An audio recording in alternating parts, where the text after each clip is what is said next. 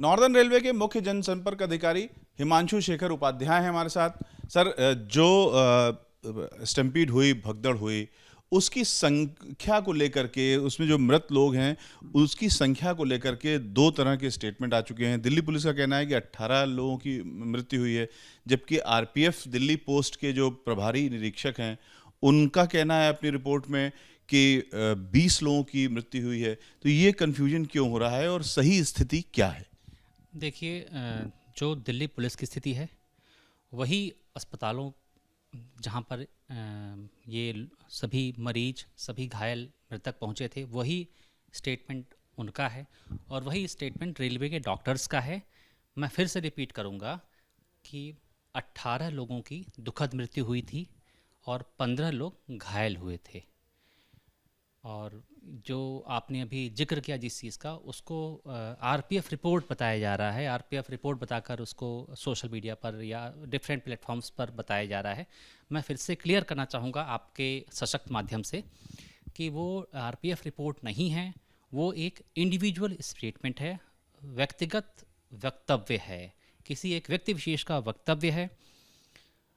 और उस समय जब ये दर्दनाक हादसा हुआ, दुखद हादसा हुआ, उस समय नई दिल्ली रेलवे स्टेशन पर 300 से ज़्यादा रेलकर्मी कार्यरत थे। और ये जो आरपीएफ के कर्मी हैं, ये उन 300 में से एक हैं। ये जो हाई लेवल कमेटी जांच कर रही है, वो उन 300 लोगों में से सारे रेलेवेंट लोगों से स्टेटमेंट लेगी, उस स्टेटमेंट को क्रॉस वेरीफाई करेगी, क्रॉस एग्जामिन करेगी। इसके अलावा रिकॉर्ड्स को, रजिस्टर्स को, लॉग्स को और सीसीटीवी फुटेज को अच्छे से खंगाला जाएगा, एनालाइज किया जाएगा। इसके अतिरिक्त सारे स्टेक होल्डर्स से भी डिस्कशन किया जाएगा। उसके बाद एक comprehensive report, comprehensive analysis, analytical manner में एक कॉम्प्रहेंसिव रिपोर्ट तैयार की जाएगी।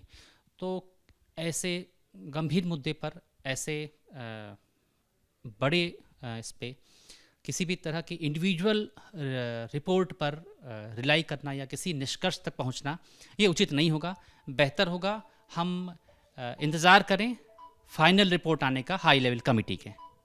सर, एक बात और यात्रियों के लिए जानने के लिए कि जो यात्री टिकट ले करके अपनी अपनी ट्रेनों की ओर बढ़ रहे थे, भीड़ की वजह से या तो वो पहुंच नहीं पाए या उनको यात्रा कैंसिल करनी पड़ी उन स्थितियों की वजह से, तो ऐसे यात्रियों को क्या पैसे रिफंड किए जाएंगे रेलवे की ओर से?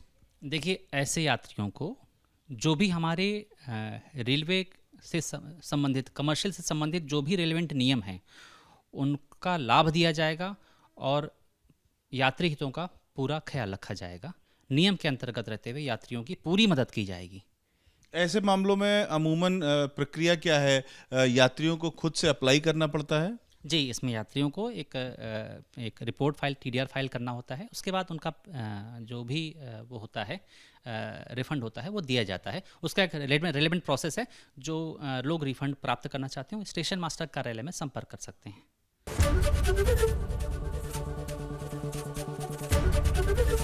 एबीपी गंगा, खबर आपकी, जुबान आपकी।